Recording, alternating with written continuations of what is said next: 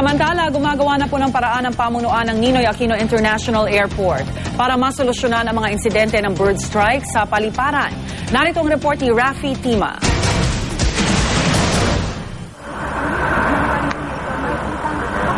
Isa lang daw ang pagpapaputok ng starting gun sa mga paraang ginagawa ng pamunuan ng Ninoy Aquino International Airport para maitaboy ang mga ibong dumarayo mula sa isang bird sanctuary malapit sa airport. Bibili na rin sila ng mga falcon mula sa ibang bansa na hahabol sa mga migratory birds. Mula taong 2010 kasi, dumoble na ang bilang ng mga naitatalang insidente ng bird strike sa NAIA. Ibig sabihin, mga ibong di sinasadyang pumapasok sa mga makina ng eroplano na lubha raw delikado. This protected area was established in the year 2008. We are now 5 years later. There has been no culling done as far as the birds are concerned, so they have multiplied in numbers. In fact, the area is so filled up that the birds are now looking for new roosting places to go. And the most beautiful place to go to is NAIA.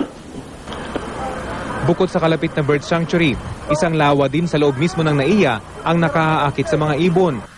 Pinag-aaralan ngayon ng pamunuan ng NAIA na ipasara ang collection fund na ito dahil dito nag-iipon ang mga migratory birds para kumain. Ang problema, kapag tuluyang pinasara ang fund na ito, posible namang magbaha sa bahaging ito ng NAIA.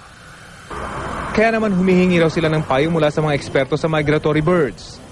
We feel that in order to prevent such occurrence, then we really have to relocate that bird because we feel that's the primary source of the problem. Pero tila hindi rito nagtatapos ang problema ng NAIA, partikular ng NAIA Terminal 1, na tinawag na worst airport in Asia ng blog site na guide-to-sleeping-in-airports.net. Bukod sa siksikan daw dito at mahaba ang pila ng mga pasahero, wala raw maayos na pahingahan para sa mga pasaherong gustong matulog. Sagot ng NAIA, hindi naman daw kasi tulugan ng NAIA 1. If they're looking for sleeping rooms for general public, I'm sorry pero wala yan. Because during that time, hindi uso yan eh.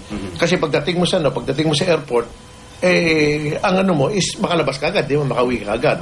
Kasi dito kasi sa Pilipinas, itong Manila kasi, final destination eh.